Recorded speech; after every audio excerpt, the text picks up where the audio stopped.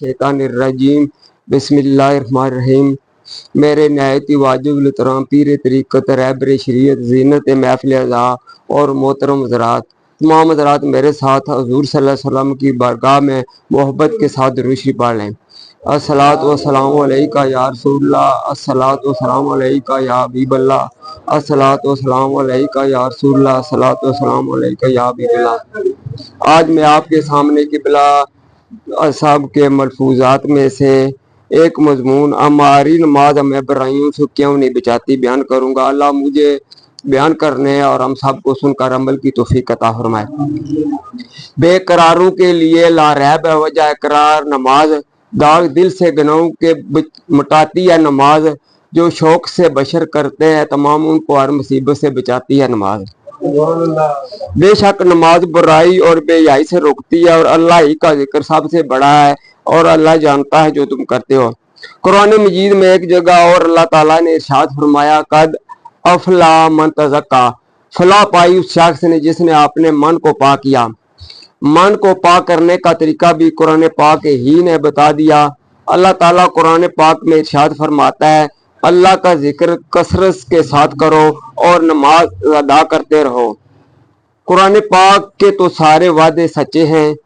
پہلی بات تو یہ ہے کہ سارے کام ایک دوسرے سے جڑے ہوئے ہیں۔ اگر ہم نماز پڑھیں اور ذکر کثرت کے ساتھ نہ کریں تو یہ بھی بات نہیں بنے گی۔ اگر ذکر کر رہے ہیں لیکن نہ نماز میں دھیان ہے اور نہ ذکر میں، تب بھی بات نہیں بنے گی۔ اللہ کا مقرب اور خاص بندہ بننے کے لیے دین میں پورے کے پورے داخل ہونا لازمی ہے۔ نبی صلی اللہ علیہ وسلم کی لائی شریعت کی پیروی کرنا ہوگی۔ دوسرا قابل غور پہلو یہ ہے کہ قرآن پاک کی حقانیت میں تو کوئی شک نہیں ہو سکتا۔ اگر اللہ تعالیٰ ارشاد فرما رہا ہے نماز بے برائی سے روکتی ہے، تو ہماری نماز میں وہ کون سی کمی ہے جو ہمیں نہ تو غصے سے روک نہیں رہی ہے اور نہ ہی فحش گفتاری سے روک رہی ہے۔ ایک حدیث پاک کا مفہوم ہے کہ نماز مومن کی معراج ہے۔ قرآن پاک فرما رہا ہے کہ نماز برائی سے روکتی ہے۔ نبی کریم صلی اللہ علیہ وسلم فرما رہے ہیں نماز مومن کی معراج ہے۔ ہم نماز پڑھتے پڑھتے بوڑھے ہو جاتے ہیں، ہمارے ماتھوں پر سجدوں کے نشان پڑ جاتے ہیں، لیکن ایک فطری برائی جو بچپن یا جوانی سے ہمارے اندر موجود ہے، اسے دور کرنے میں ہم کبھی کامیاب نہیں ہو پاتے، بلکہ عمر بڑھنے کے ساتھ ساتھ ہمارے اندر دنیا کی ہرس، لالچ اور برائی میں اضافہ ہوتا چلا جاتا ہے۔ اس کی وجہ یہ ہے کہ تزکیہ نفس کو عوام الناس نے دین کا حصہ ہی نہیں سمجھا، اور یہ کبھی سوچا ہی نہیں کہ جو ہم نماز ادا کر رہے ہیں ہماری روحانیت بیدار ہو سکتی ہے۔ روحانیت والے لوگ ہی اپنے نفس کو سدھارنے کی کوشش کرتے ہیں، باقی سب نماز کو فرض سمجھ کر اٹھک بیٹھک کر دیتے ہیں۔ نماز میں ہمارا دھیان اللہ کی طرف نہ ہونا سب سے بڑے نقصان کی بات ہے۔ نماز کس کے لیے پڑھی جاتی ہے؟ تو آپ کا جواب ہوگا کہ اللہ کے لیے۔ ایک بات پر غور فرمائیں، اگر آپ کسی انسان سے گفتگو کر رہے ہوں اور آپ کو محسوس ہو کہ اس کی توجہ آپ کی بات میں نہیں، تو آپ کو کیسا محسوس ہوگا؟ ایک عام انسان یہ بات برداشت نہیں کر سکتا جس سے بات کر رہا ہو اس کا دھیان اور توجہ اس کی بات میں نہ ہو، تو وہ مالک کائنات، تمام جہانوں کا پالنے والا، عالی شان اور بے نیاز، وہ اس بات کو کیسے پسند کرے گا کہ اس کا بندہ یا اس کی بندی اس کے سامنے کھڑے ہوں اور وہ سوچ اپنے کاروبار میں، اپنی اولاد کے بارے میں اور طرح طرح کے خیالات اس کے دل میں ہوں۔ قرآن پاک کے وعدے جو آج بھی وہی ہیں، لیکن ان برکات اور رحمتوں سے کما کا فائدہ نہیں اٹھا رہے۔ دنیا کے امور پر توجہ کر کے دیکھ لیں، انسان کا کام جس دھیان میں نہیں ہوگا اس کام میں کبھی بھی خوبصورتی پیدا نہیں ہو سکے گی۔ اس کی بانسبت توجہ اور دھیان سے کیا گیا ہو اس میں خوبصورتی بھی ہوگی اور کام بھی صحیح ہوگا۔ بعض اوقات بے توجہی سے بہت سارے کام خراب ہو جایا کرتے ہیں۔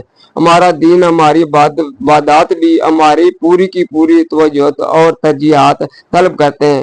اپنی ساری توجہات اور ترجیحات کو اللہ اور اس کے رسول کی طرف مضبوط کر دیتے، نہ صرف اپنا تزکیہ کر لیتے اور اپنی معراج کو پہنچ جاتے، بلکہ اللہ اور رسول کو پا لیتے۔ ایک بندہ مومن کی زندگی کا اصل مقصد اصول ہے، اگر ہم نماز توجہ کے ساتھ ادا کریں گے لیکن اللہ کا ذکر کثرت سے نہ کریں تو یہ بھی ہمارا تزکیہ ممکن نہیں، بلکہ نماز کے علاوہ ذکر نہ کرنے کی وجہ سے نماز میں بھی ہمیں توجہ حاصل نہیں ہو پاتی جو مطلوب ہے۔ اللہ تعالیٰ کا ذکر کرنے سے دل پر مختلف کیفیات کا نزول ہوتا ہے جو قرب الہی کا ذریعہ بنتی ہیں۔ اللہ کے ذکر سے انسان کی توجہات اور ترجیحات خود بخود تبدیل ہونا شروع ہو جاتی ہیں۔ جو انسان ہر وقت اللہ کی یاد اور اس کے ذکر میں رہے تو یہ کیسے ممکن ہے کہ نماز میں وہ اللہ کے سوا کسی اور کو یاد کرے؟